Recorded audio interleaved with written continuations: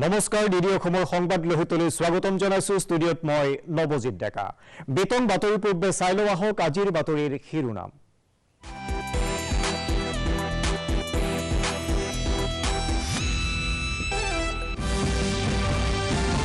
অসম বিধানসভাৰ 5টা সমষ্টিৰ উপনিৰ্বাচনৰ ফলাফল ঘোষণা আটাইকেইটা সমষ্টিতে বিজেপি মিত্ৰজোঁটৰ প্ৰাৰ্থীৰ জয়লাভ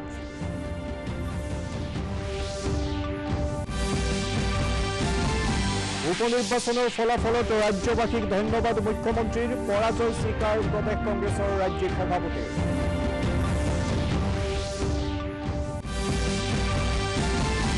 গ্লাছগোৰ COP26 সন্মিলনত infrastructure for resilient island states মুকলি প্ৰধানমন্ত্ৰী নৰেন্দ্ৰ মোদীৰ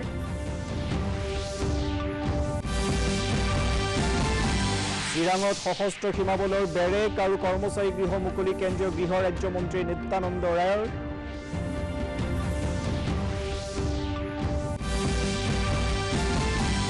আৰু টি20 বিশ্বকাপ ক্ৰিকেটত আজি প্ৰথমখন খেলত বাংলাদেশৰ বিৰুদ্ধে দক্ষিণ আফ্ৰিকাৰ জয়লাভ দ্বিতীয়খন খেলত পাকিস্তানৰ মুখামুখি নামিবিয়া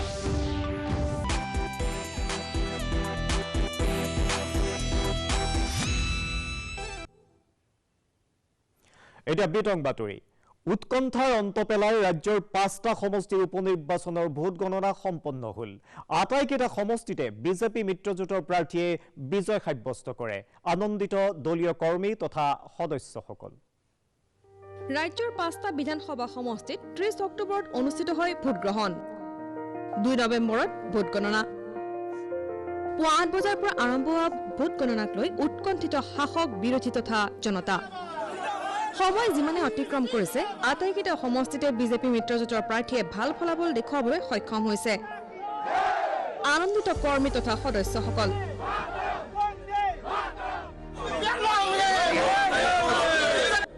সময় এতিয়া ফলাফলৰ শিৱসাগৰ জিলাৰ 107 নম্বৰ থাওৰা সমষ্টিত বিজেপি প্ৰাৰ্থী সুশান্ত বৰগোহাঁয়ে জয়লাভ কৰে নিকটতম প্ৰতিদ্বন্দ্বী ৰাইজৰ দলৰ প্ৰাৰ্থী ধৈৰ্য কোঁৱৰক 30,000ৰো অধিক ভোটৰ ব্যৱধানত পৰাস্ত কৰে বিজেপি প্ৰাৰ্থীগৰাকীয়ে থাওৰা সমষ্টিৰ ৰাইজে সিদ্ধান্ত ল'লে যি সিদ্ধান্তয়ে থাওৰা সমষ্টি উন্নয়নৰ বাট মুকলি কৰিলে নতুন দিগন্তৰ সূচনা হ'ব আৰু থাওৰা সমষ্টিৰ ৰাজনীতিৰ ইতিহাসক এইটোৱে এটা বৃহৎ জয় আৰু মই ভাবোঁ যে যি বিশ্বাসঘাতকৰ কথালৈ বিৰোধী দলবিলাকে ইতিমধ্যে নিৰ্বাচনী প্ৰচাৰ চলাইছিলে তাৰ যোগ্য প্ৰত্যুত্তৰ থাওৰাবাসীয়ে দিলে আৰু মই অতি সুখী যে তেখেতসকলে পুনৰ মই আজি ভাৰতীয় জনতা পাৰ্টিৰ প্ৰাৰ্থী হিচাপে জয়ী কৰাৰ বাবে মই থাওৰা সমষ্টি সকলোকে মই মোৰ ধন্যবাদ জ্ঞাপন কৰিছোঁ ইফালে যোৰহাট জিলাৰ 101 নম্বৰ মৰিয়নী সমষ্টিত জয়লাভ কৰে বিজেপি প্ৰাৰ্থী তথা সমষ্টিটোৰ প্ৰাক্তন বিধায়ক ৰূপজ্যোতি কুৰ্মীয়ে নিকটতম প্ৰতিদ্বন্দ্বী কংগ্ৰেছৰ লোহিত কোঁৱৰক 40,000ৰো অধিক ভোটৰ ব্যৱধানত পৰাজিত কৰে ৰূপজ্যোতিয়ে প্ৰথম কথাটো মোক ক'বলগীয়া যে হাতীয়ে ঘৰ ভাঙিলেও এই দুখীয়া লোকক সহায় কৰা মৰিয়নী সমষ্টিৰ প্ৰত্যেক বিয়া বা বেমাৰ মানুহৰ বিভিন্ন সময়ত প্ৰত্যেক গৃহত তেতিয়া হয়তো আমাক তেতিয়াও মাতিছিল হয়তো সেই ৰূপজ্যোতি কুৰ্মী আজি জিকিল সমষ্টি 41 নম্বৰ ভৱানীপুৰ বজালিৰ এই সমষ্টিটো বিজেপি দলৰ প্ৰাৰ্থী তথা প্ৰাক্তন বিধায়ক ফণীধৰ তালুকদাৰে বিজয় সাব্যস্ত কৰিবলৈ সক্ষম হয় কংগ্ৰেছৰ শৈলেন্দ্ৰনাথ দাসক 25,000ৰো অধিক ভোটৰ ব্যৱধানত হৰুৱাই ফণীধৰ তালুকদাৰে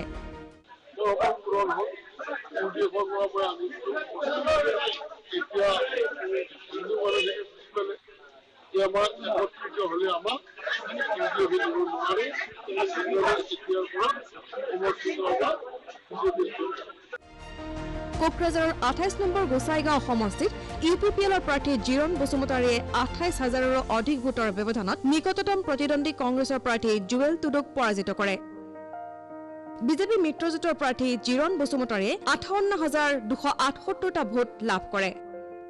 মই বহুত আনন্দিত পাইছোঁ আজি, কাৰণ ৰাইজে আজি পৰিৱৰ্তনৰ স্বাৰ্থত আৰু উন্নয়নৰ স্বাৰ্থত ভোট প্ৰদান কৰিছে। ৰাইজে নিজে ওলাই আহি পেলাই আমাৰ মিত্ৰজোঁটক বিশ্বাসত ৰাখি ভোট প্ৰদান কৰিছে আৰু মোক নিশ্চিত বিজয়ৰ পালিতে লৈ গ'লে। আৰু এই ক্ষেত্ৰত মই ধন্যবাদ জ্ঞাপন কৰিব বিচাৰিছোঁ আমাৰ যিহেতু ভাৰতৰ প্ৰধানমন্ত্ৰী নৰেন্দ্ৰ মোদীজীয়ে যিটো চবকে সাথ চবকে বিকাশ এই লৈ পেলাই কাম কৰিছে, ৰাইজে বিশ্বাস কৰিছে। আৰু অসমৰ বলিষ্ঠ যিজন আমাৰ মুখ্যমন্ত্ৰী সন্মানীয় ডক্টৰ হিমন্ত বিশ্ব শৰ্মাৰ লগতে আমাৰ BTR চিফ প্ৰমৰ বড়ো আৰু আমাৰ বিভিন্ন মিত্ৰজোঁটৰ নেতৃবৃন্দসকলে যিহেতুকে উন্নয়নৰ ক্ষেত্ৰত কাম কৰি আছে আৰু সবেই ৰাইজৰ লগত আলোচনা কৰিছে, ইয়াক বিশ্বাস কৰি পেলাই ৰাইজে ওলাই আহিছে। আনহাতে 58 নম্বৰ তামোলপুৰ সমষ্টিত UPPLৰ প্ৰাৰ্থী জলেন দৈমাৰীয়ে বিজয় সাব্যস্ত কৰে। জলেন দৈমাৰীয়ে 86,000ৰো অধিক ভোট লাভ কৰাৰ বিপৰীতে নিকটতম প্ৰতিদ্বন্দ্বী নিৰ্দলীয় প্ৰাৰ্থী গণেশ কোছাৰীয়ে 29,619টা ভোট লাভ কৰে।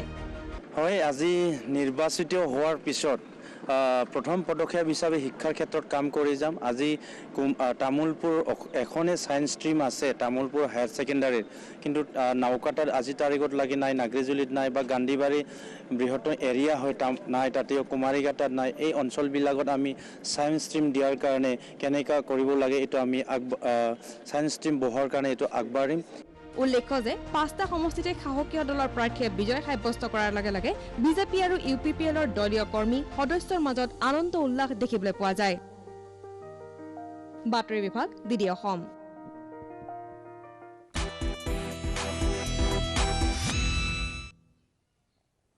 অসম বিধানসভাৰ 5টা সমষ্টিৰ উপনিৰ্বাচনত ভাৰতীয় জনতা পাৰ্টিৰ মিত্ৰজোঁটে ভাল ফল প্ৰদৰ্শন কৰাত দলৰ কৰ্মকৰ্তা আৰু সমৰ্থকসকল উৎফুল্লিত হৈ পৰিছে। দলটোৰ বিজয়ত হেঙ্গাৰাবাৰীস্থিত বিজেপিৰ মুখ্য কাৰ্যালয়ত মুখ্যমন্ত্ৰী ডক্টৰ হিমন্ত বিশ্ব শৰ্মা আৰু দলৰ ৰাজ্যিক সভাপতি ভৱেশ কলিতাই এখন সংবাদমেল সম্বোধন কৰে। মুখ্যমন্ত্ৰীয়ে উপনিৰ্বাচন অনুষ্ঠিত 5টা সমষ্টিত জয়লাভ কৰা প্ৰাৰ্থীসকলৰ লগতে সমষ্টিবাসী ৰাইজৰ সমৰ্থন তথা সহযোগৰ বাবে ধন্যবাদ জ্ঞাপন কৰে। মৰিয়নিৰ ৰাজনীতিৰ বাবে এটা অভিলেখ।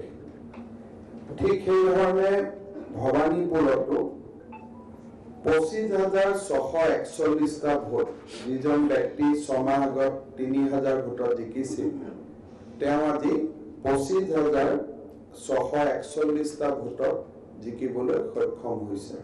অসমবাসী ৰাইজলৈ, বিশেষকৈ এই 5টা সমষ্টিৰ ৰাইজলৈ মই মৌ দোৱাইছোঁ।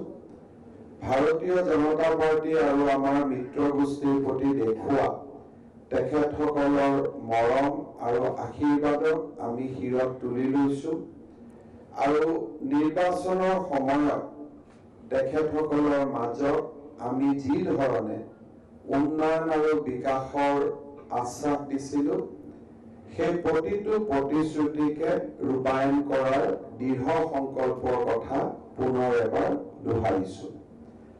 অসমবাসী ৰাইজক কৃতজ্ঞতা জনাইছোঁ যে 5 মাহ চৰকাৰখনে পূৰ্ণ হোৱাৰ পিছত চৰকাৰখনক এটা বলিষ্ঠ সাহস আৰু চৰকাৰৰ কাম কাজক পুনৰ এবাৰ সমৰ্থন আজি দি এক অভূতপূৰ্ব জনাদেশৰ জৰিয়তে দোহাৰিলে, তাৰ বাবে মই অসমবাসী ৰাইজক কৃতজ্ঞতা জনাইছোঁ।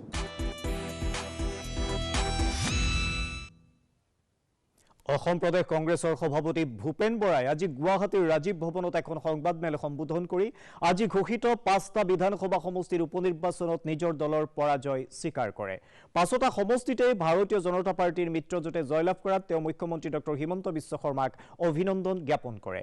তেওঁ কয় যে এই সমষ্টিকেইটাৰ উপনিৰ্বাচনত জয় পৰাজয় চৰকাৰৰ স্থায়িত্বত কোনো প্ৰভাৱ নেপেলায়। আগন্তুক লোকসভা নিৰ্বাচনৰ বাবে কংগ্ৰেছ দলটোক অধিক শক্তিশালী কৰাত গুৰুত্ব দি যোৱা হ'ব বুলি তেওঁ জানিবলৈ দিয়ে। অংক চাকিলে ভালকৈ চোৱা নাই। উপনিৰ্বাচনত আমি যি সিদ্ধান্ত লৈছিলোঁ সেয়া একেবাৰে শুদ্ধ সিদ্ধান্ত। কোনো এটা সমষ্টিতে বিৰোধী ঐক্যৰ কাৰণে বা বিৰোধী অনৈক্যৰ কাৰণে আমাৰ পৰাজয় হোৱা নাই। আপুনি অংকখিনি চাই ল'ব। গোসাইগাঁৱত BPF দল আমি আগতেই তেওঁলোকে ওলাই গ'ল, অন্যান্য কাৰণ আছে। আৰু ৰাজ্যৰ দলৰ লগত আমি কোনোদিনে সম্বন্ধ নকৰোঁ। আমি নিজৰ দল সংগঠন শক্তিশালী কৰিবৰ কাৰণে আহি থকা সময়ত তৃণমূল পৰ্যায়ত আমি ভালকৈ কাম কৰিম। নাই, ঠিকে আছে। ৰাইজে হয়তো ভাবিছিল যে আমি আৰু বেছি ভোট পাব লাগে, বা আমিও ভাবোঁ যে আমাৰ ভোটৰ সংখ্যাটো যথেষ্ট অৱনমিত হৈছে কিন্তু তাৰ মূল কথাটো হৈছে যে মই নতুনকৈ দায়িত্ব লোৱাৰ পাছত দলীয় সংগঠন পুনৰ সংগঠিত কৰাৰ যিটো কাম আছিলে উপনিৰ্বাচন ঘোষণা হোৱাৰ কাৰণে আমি দলৰ সংগঠন পুনৰ শক্তিশালী কৰাৰ যিটো কাম সেই কামটো আমি কৰিব নোৱাৰিলোঁ যিখিনি মানুহে আগৰ পৰা থাউৰা মুৰণিৰ নেতৃত্ব লৈ আছিলে সেই নেতৃত্ব লৈ থকা মানুহখিনি দুগৰাকী বিধায়কৰ লগতে দল বদলি কৰিলে ৰাজ্যৰ 5টা বিধানসভা সমষ্টিৰ উপনিৰ্বাচনত বিজেপি ইউপিপিএলৰ মিত্ৰজোঁটৰ প্ৰাৰ্থীয়ে 5টা সমষ্টিতে ৰাজ্যৰ বিপুল ভোটৰ ব্যৱধানত জয়লাভ কৰাক লৈ আজি ইউপিপিএলৰ সভাপতি তথা বিটিআৰৰ মুখ্য কাৰ্যবাহী সদস্য প্ৰমোদ বড়োৱে সংবাদমেলযোগে সকলোকে ধন্যবাদ জনায় অসমৰ ৰাইজে যে পৰিৱৰ্তন বিচাৰিছে বলিষ্ঠ নেতৃত্ব বিচাৰিছে শান্তি আৰু সকলো জাতি জনগোষ্ঠীৰ উন্নয়ন আৰু নিৰাপত্তা বিচাৰিছে সেয়া স্পষ্ট হৈ যোৱা বুলি সংবাদমেলত বিটিআৰৰ মুখ্য কাৰ্যবাহী সদস্যগৰাকীয়ে প্ৰকাশ কৰে তেওঁ মিত্ৰজোঁটৰ চৰকাৰে ৰাজ্যৰ উন্নয়ন সম অধিকাৰ আৰু শান্তি প্ৰতিষ্ঠাৰ বাবে চৰকাৰখনে কাম কৰি যাব বুলি ব্যক্ত কৰে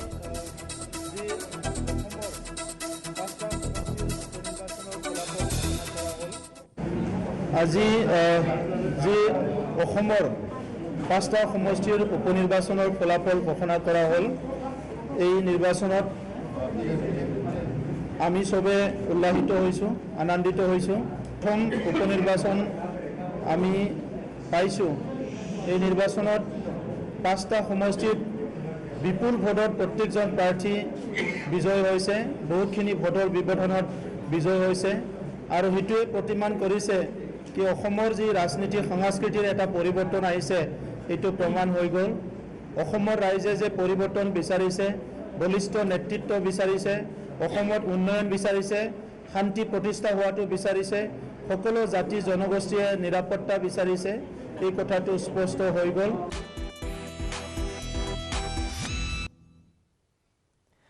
প্ৰধানমন্ত্ৰী নৰেন্দ্ৰ মোদীয়ে আজি গ্লাছগোত অনুষ্ঠিত COP26 সন্মিলনত infrastructure for resilient island states মুকলি কৰে ইয়াৰ জৰিয়তে ক্ষুদ্ৰ উন্নয়নশীল দ্বীপৰ দেশসমূহৰ বাবে পদ্ধতিগতভাৱে উজ্জীৱিত বহনক্ষম আৰু গ্ৰহণযোগ্য আন্তঃগাঁথনি উন্নয়নৰ লক্ষ্য লোৱা হৈছে তেওঁ কৈছে ইয়াৰ জৰিয়তে অসুৰক্ষিত দেশসমূহৰ বাবে আত্মবিশ্বাস আৰু সন্তুষ্টিৰ নতুন আশা সঞ্চাৰ কৰিব প্ৰধানমন্ত্ৰীয়ে কয় যে ভাৰতীয় মহাকাশ গৱেষণা সংস্থাই ক্ষুদ্ৰ দেশসমূহৰ উন্নয়নত ঘূৰ্ণী বতাহকে ধৰি বিভিন্ন উপকূলীয় দুৰ্যোগৰ তথ্য বিশেষভাৱে যোগান ধৰিবৰ বাবে বিশেষ পথ মুকলি কৰিব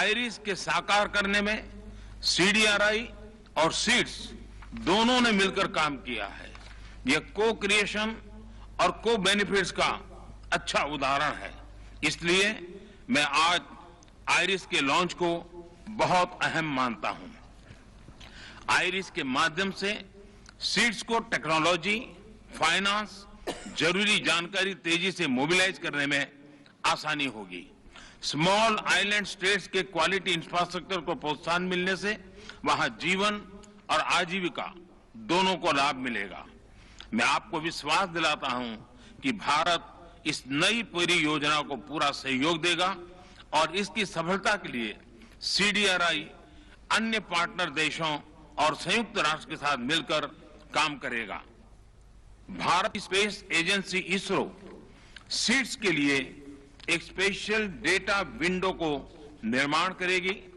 इससे सीड्स को सैटेलाइट के माध्यम से cyclone coral drip monitoring coastline monitoring आदि के बारे में टाइमली जानकारी मिलती रहेगी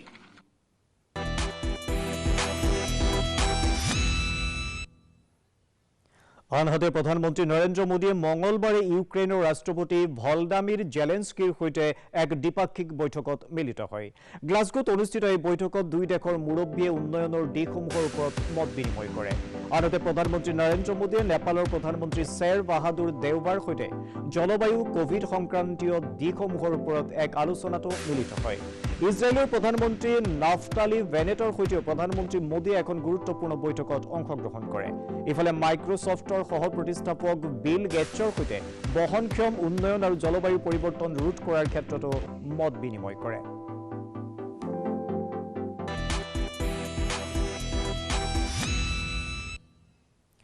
কেন্দ্ৰীয় গৃহ দপ্তৰৰ ৰাজ্যমন্ত্ৰী নিত্যানন্দ ৰায়ে আজি কোকৰাঝাৰত উপস্থিত হৈ ৰাণীগুলিত সশস্ত্ৰ সীমাবলৰ ৬ষ্ঠ বেটেলিয়নৰ নতুনকৈ নিৰ্মাণ কৰি উলিওৱা বেৰেক আৰু কৰ্মচাৰীৰ আৱাসগৃহ উদ্বোধন কৰে। মন্ত্ৰীগৰাকীয়ে সশস্ত্ৰ সীমাবলে অব্যাহত ৰখা কৰ্তব্যৰ প্ৰশংসা কৰি কয় যে সশস্ত্ৰ সীমাবলে ভাৰতৰ সৈতে নেপাল আৰু ভূটানৰ সীমান্ত অঞ্চলৰ কৰ্তব্যত সঠিক ৰূপত নিয়োজিত হৈ আছে। তেওঁলোকে সন্ত্ৰাসবাদ আৰু নক্সালবাদৰ বিৰুদ্ধে যুঁজ দিয়াত গুৰুত্বপূৰ্ণ ভূমিকা গ্ৰহণ কৰিছে বুলিও তেওঁ উল্লেখ কৰে। তেওঁ শিবিৰৰ জোৱানসকলৰ সৈতেও মত বিনিময় কৰে। অনুষ্ঠানত SSBৰ মুখ্য কাৰ্যালয়ৰ উপ মহাপৰিদৰ্শক সোনাম বধো উপস্থিত থাকে।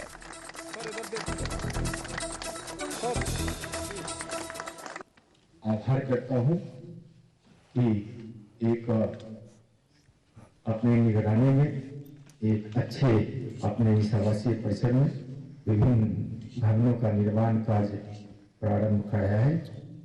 सेवा और सुरक्षा बंधुत्व के ध्येय वाक्य के साथ राष्ट्र की सेवा सुरक्षा में दिन रात लगे हुए इस बल की सराहना जितनी की जाए और कम है।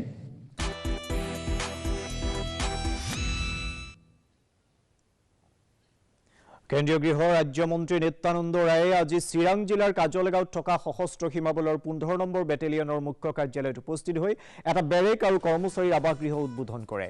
কেন্দ্ৰীয় গৃহমন্ত্ৰীগৰাকী বেটেলিয়ন চৌহদত উপস্থিত হোৱাৰ লগে লগে বেটেলিয়নৰ সংগীতেৰে তেওঁক আদৰণি জনোৱা হয়।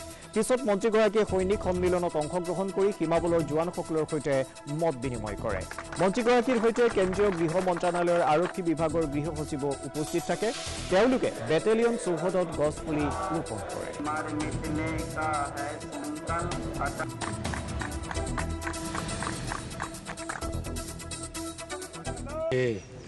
सीमा चौकी पर भी मैं गया और कल शाम से लगातार SSB के कार्यक्रमों में हूँ। आज यहाँ कोकराझार और काजल गांव के कई प्रकार के भवनों का उद्घाटन हुआ है। माननीय प्रधानमंत्री जी की सोच और गृह मंत्री जी की सोच कि जो सीमा के प्रहरी हमारे दिन रात बहादुरी के साथ और मेहनत के साथ लगे रहते हैं, सीमा की सुरक्षा के साथ साथ समाज सेवा में भी लगे रहते हैं। और SSB का तो सुरक्षा सेवा और भाईचारा बंधुत्व जो इसका संकल्प है और इसका जो मूल मंत्र है, दो अपनी ऐसी सीमा जो भूटान और नेपाल से भारत की लगती है, दोनों सीमाओं पर SSB बड़ी मुस्तैदी से अपने उद्देश्यों में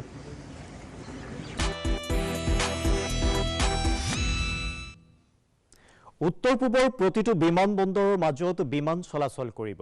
কোভিড পৰিস্থিতি স্বাভাৱিক হোৱাৰ পাছত বাঢ়িছে বিমান যাত্ৰীৰ সংখ্যা। দেশৰ আন ৰাজ্যৰ দৰে অসম সহ উত্তৰ পূবৰ ৰাজ্যসমূহতো ঘৰুৱা বিমান যাত্ৰীৰ সংখ্যা বৃদ্ধি পাইছে। এই মন্তব্য কৰিছে ভাৰতীয় বিমান প্ৰাধিকৰণৰ উত্তৰ পূব মণ্ডলৰ বৰ্জাৰস্থিত আঞ্চলিক মুখ্য কাৰ্যালয়ৰ ক্ষেত্ৰীয় কাৰ্যবাহী সঞ্চালক ৰবিকান্তে। সংবাদমেলযোগে ক্ষেত্ৰীয় কাৰ্যবাহী সঞ্চালকগৰাকীয়ে কয় যে ভাৰত চৰকাৰৰ আঞ্চলিক যোগাযোগ আঁচনিৰ অধীনত উত্তৰ পূবৰ প্ৰতিটো বিমানবন্দৰৰ মাজত ঘৰুৱা যাত্ৰীবাহী বিমান চলাচল কৰাৰ আঁচনি গ্ৰহণ কৰা হৈছে।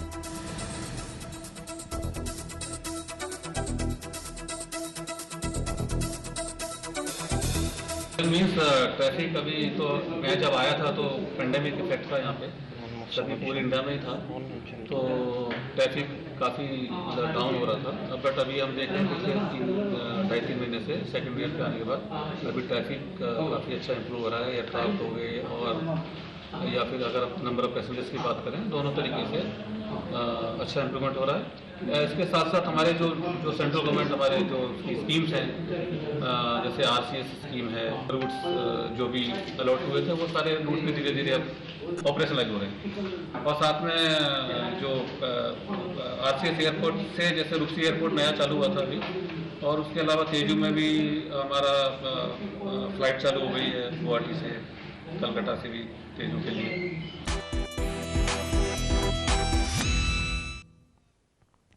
T20 বিশ্বকাপ ক্ৰিকেট প্ৰতিযোগিতাত আজিৰ প্ৰথমখন খেলত দক্ষিণ আফ্ৰিকাই 6 উইকেটত জয়লাভ কৰিছে।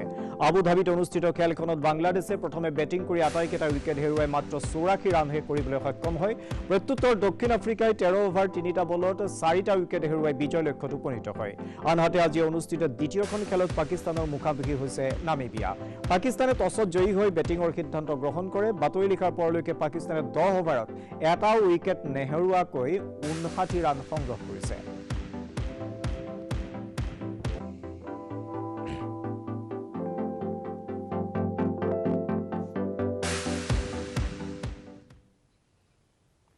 আজি 6ষ্ঠ আয়ুৰ্বেদ দিৱস পালন কৰা হৈছে। দিৱস উপলক্ষে জালুকবাৰীৰ চৰকাৰী আয়ুৰ্বেদিক মহাবিদ্যালয়ত দিনজোৰা বিভিন্ন কাৰ্যসূচী গ্ৰহণ কৰা হয়। এই বৰ্ষৰ আয়ুৰ্বেদ দিৱসৰ বিষয়বস্তু হৈছে পোষণৰ বাবে আয়ুৰ্বেদ।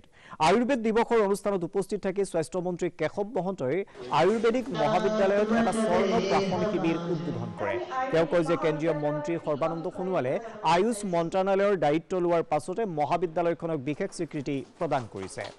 মহাবিদ্যালয়খনলৈ চৰকাৰে 10 কোটি টকাৰ অনুদান আগবঢ়োৱাৰ বিষয়ে তেওঁ ঘোষণা কৰে। তেওঁ লগতে কয় যে দুধনৈ আৰু মাজুলীত 2খন আয়ুৰ্বেদিক চিকিৎসালয় স্থাপন কৰা হ'ব। এই মুহূৰ্তত আমি আয়ুৰ্বেদৰ দিশত কিছু কথা চৰকাৰে সিদ্ধান্ত লৈছে। মাননীয় মুখ্যমন্ত্ৰী ডক্টৰ হিমন্ত বিশ্ব শৰ্মাৰ নেতৃত্বত আমি কেইটামান কথা থিৰাং কৰিছোঁ। সেইকেইটা হৈছে যে আমি এই আয়ুৰ্বেদিক কলেজক যি চেণ্টাৰ অফ এক্সিলেঞ্চৰ কাৰণে নিৰ্মাণ কৰিবলৈ বিচাৰিছোঁ। এইটো এইবাৰ প্লেটিনিয়াম জুবিলি আমি পাইছোঁ।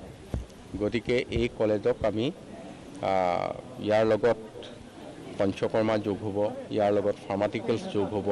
তাৰোপৰি গোটেই মহাবিদ্যালয়খনৰ সামগ্ৰিকভাৱে যিখিনি প্ৰয়োজন আছে সকলোখিনি নিৰ্মাণ কৰি আমি এই অসমৰ এই পুৰণি যিটো অনুষ্ঠান, প্ৰথম অনুষ্ঠান, এই অনুষ্ঠানটো এইবাৰ আমি প্লেটিনাম জুবিলিত ইয়াক এক বিশেষ অনুষ্ঠান হিচাপে আমি নিৰ্মাণ কৰিম।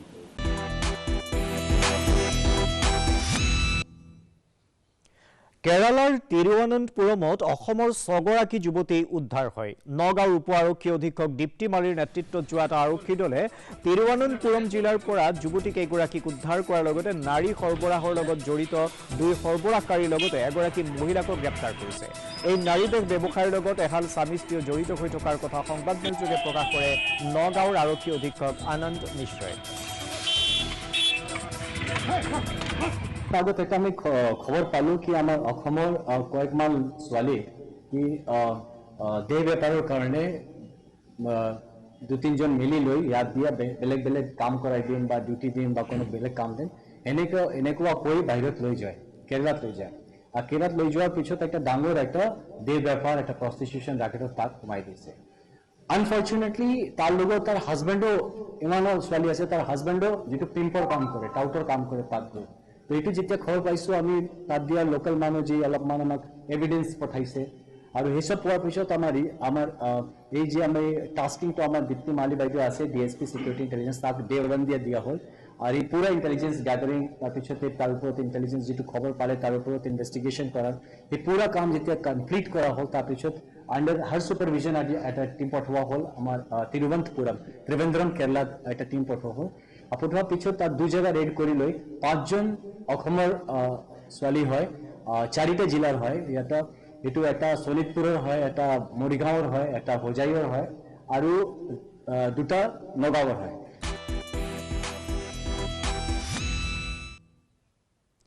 ৰাজ্যৰ উপনিৰ্বাচনত 5টা সমষ্টিতে বিজেপি মিত্ৰজোঁটে জয়লাভ কৰিছে।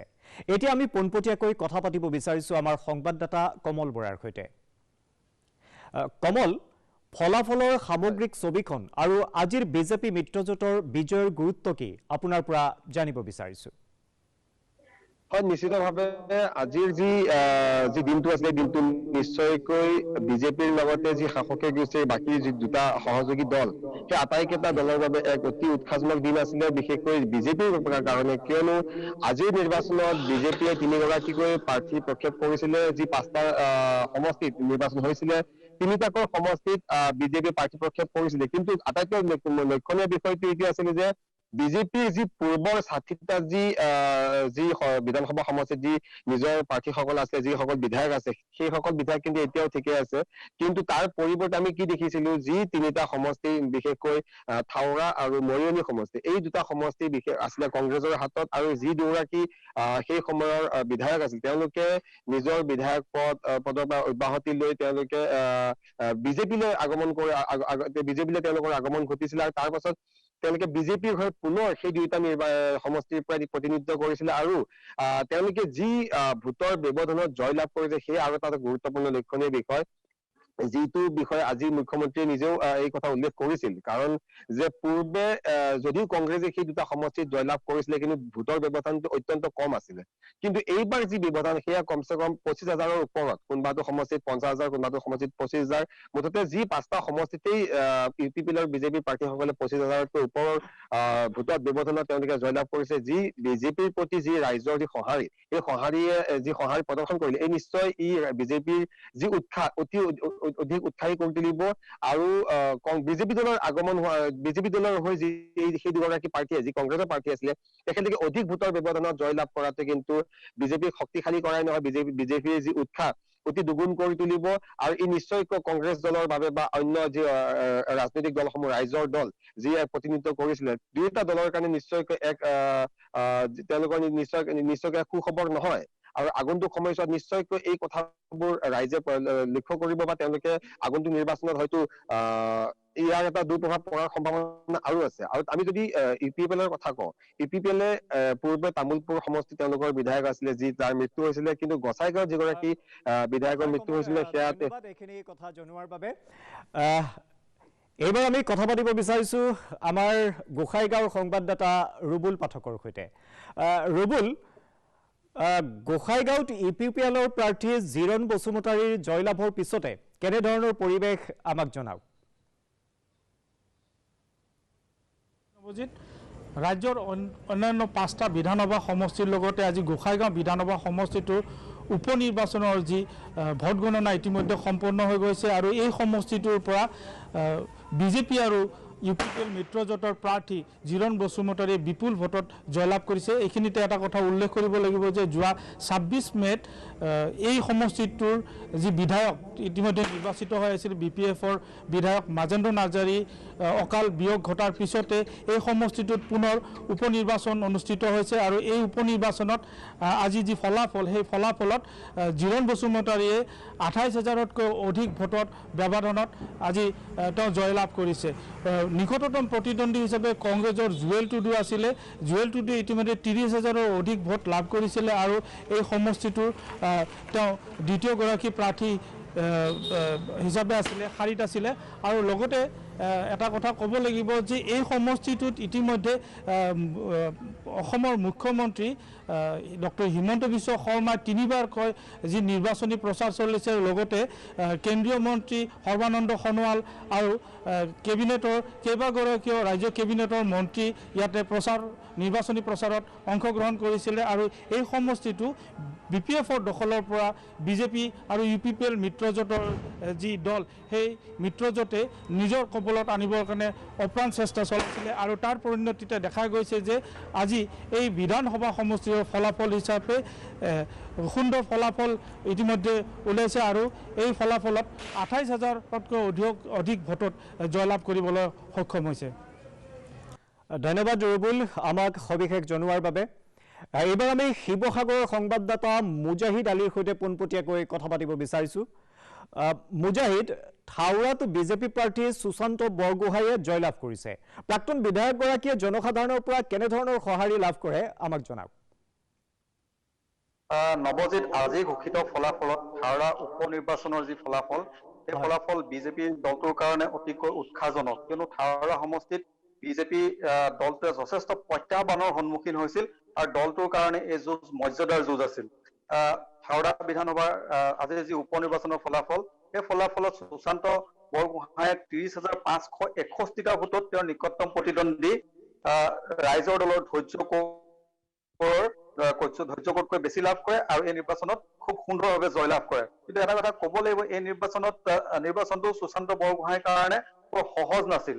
ৰাইজৰ দলৰ পৰা যথেষ্ট ধৰণে প্ৰত্যাহ্বান আহিছিল, কিন্তু সেই প্ৰত্যাহ্বানক যথেষ্ট শক্তিশালী জনভিত্তি থকা নেতা সুশান্ত বৰগোহাঁয়ে যি বিগত নিৰ্বাচনত কেইটামান মাহৰ পূৰ্বে যি বিধানসভা নিৰ্বাচন হৈছিল সেই নিৰ্বাচনত তেওঁ জয়লাভ কৰিছিল। আৰু পাছত তেওঁ কংগ্ৰেছ দল আৰু বিধায়ক পদ ত্যাগ কৰাৰ পাছত হাওৰাত উপ নিৰ্বাচনৰ পৰিস্থিতি উদ্ভৱ হৈছিল আৰু কেইটামান মাহৰ পাছতে তেওঁ বিজেপি দললৈ গমন কৰাৰ পাছতো জনভিত্তি থকাৰ বাবেই তেওঁ পুনৰ এই সমষ্টিটোত জয়লাভ কৰে। বিগত নিৰ্বাচনত তেওঁ মাত্ৰ 2006টা ভোটত তেওঁ ব্যৱধানত তেওঁ জয়লাভ কৰিছিল, কিন্তু এই যি নিৰ্বাচন উপ নিৰ্বাচনত তেওঁ 30,000তকৈ অধিক 30,561টা ভোটৰ ব্যৱধানত জয়লাভ কৰি পেলাই সমষ্টিটোত এক ইতিহাস ৰচনা কৰে। আৰু আটাইতকৈ লক্ষণীয় কথাটো হ'ল যে এই সমষ্টিটো 1991 চনৰ পৰা কংগ্ৰেছৰ দুৰ্গৰূপে পৰিচিত এটা সমষ্টি আছিল। সেই সময়ত দেৱানন্দ কোঁৱৰে 1991 চনৰ পৰা 2001 চনলৈকে সমষ্টিটোত প্ৰতিনিধিত্ব কৰিছিল। পাছত কুশল দেউৰীয়ে এগৰাকী ইণ্ডিপেণ্ডেণ্ট নিৰ্দলীয় প্ৰাৰ্থী হিচাপে সমষ্টিটোৰ পৰা জয়লাভ কৰিছিল। আৰু তাৰ পাছৰ যিকেইটা নিৰ্বাচন আছিল 2011 চনৰ পৰা 21 চনলৈকে এটা নিৰ্বাচনত সুশান্ত বৰগোহাঁই বিজয়ী হৈছিল। তাৰ পাছৰটোত কুশল দুৱৰী আৰু 21 চনৰ যি শেহতীয়া নিৰ্বাচন আছিল তাত কুশল দুৱৰীয়ে জয়লাভ কৰিছিল। মুজাহিদ, আমাক এই থাওৰা সমষ্টিৰ সামগ্ৰিক বিশ্লেষণ আগবঢ়োৱাৰ বাবে আমি আহিছোঁ পৰৱৰ্তী বাতৰিলৈ। মৃতকৰ প্ৰতি শ্ৰদ্ধা জনাই খ্ৰীষ্টান ধৰ্মাৱলম্বী লোকসকলে আজি অল সোলছ ডে পালন কৰে। গুৱাহাটীতো খ্ৰীষ্টান সমাধিস্থলসমূহ পৰিষ্কাৰ কৰি মম জ্বলাই মাল্যাৰ্পণ কৰি আৰু সমূহীয়া প্ৰাৰ্থনাৰে মৃতকৰ আত্মাৰ শান্তিৰ কামনা কৰে। উজান বজাৰস্থিত খ্ৰীষ্টান চিমেষ্ট্ৰীটো আজি পুৱা সমূহীয়া প্ৰাৰ্থনাৰে মৃতকৰ প্ৰতি শ্ৰদ্ধা জনোৱা হয়। মৃত ব্যক্তিসকলৰ পৰিয়ালবোৰেও সমাধিস্থলত মম জ্বলাই পুষ্পাঞ্জলি দি সেৱা জনায়। কোভিড প্ৰটকল মানি এই কাৰ্য ৰূপায়ণ কৰা হয়। ধনতেৰছ উপলক্ষে আজি গহনালয়সমূহত গ্ৰাহকৰ ভিৰ পৰিলক্ষিত হয়। আজিৰ দিনটোত সোণ, ৰূপ আৰু বাচন ক্ৰয় কৰাৰ পৰম্পৰা চলি আহিছে। ধনতেৰছত সোণ তথা অন্যান্য মূল্যৱান ধাতু ক্ৰয় কৰাটো শুভ বুলি গণ্য কৰা হয়। মহানগৰীতো গহনাৰ বিপণীসমূহত সোণ, ৰূপৰ গহনা কিনিবলৈ গ্ৰাহকৰ ভিৰ পৰিলক্ষিত হয়। ধনতেৰছটো বাতৰি শেষ হোৱাৰ আগতে প্ৰধান বাতৰিসমূহ আকৌ এবাৰ।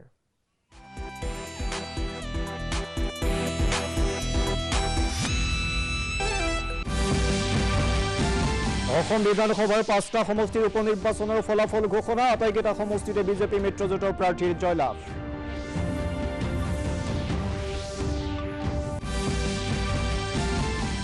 উপ নিৰ্বাচনৰ ফলাফলত ৰাজ্যবাসীক ধন্যবাদ মুখ্যমন্ত্ৰীৰ। পৰাজয় স্বীকাৰ প্ৰদেশ কংগ্ৰেছৰ ৰাজ্যিক সভাপতিৰ।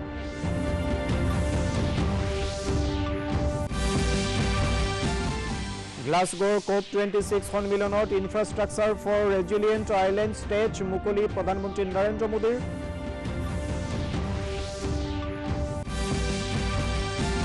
চিৰাঙত সশস্ত্ৰ সীমাবলৰ বেৰেক আৰু কৰ্মচাৰী গৃহ মুকলি কেন্দ্ৰীয় গৃহ ৰাজ্যমন্ত্ৰী নিত্যানন্দ ৰায়ৰ।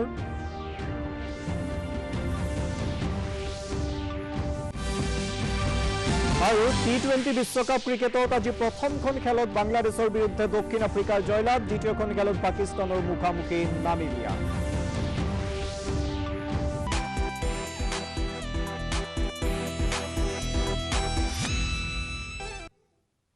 সংবাদ লোহিত আজিলৈ ইমানেই। কাইলৈ পুনৰ লগ পাম নিশা 8:30 নমস্কাৰ।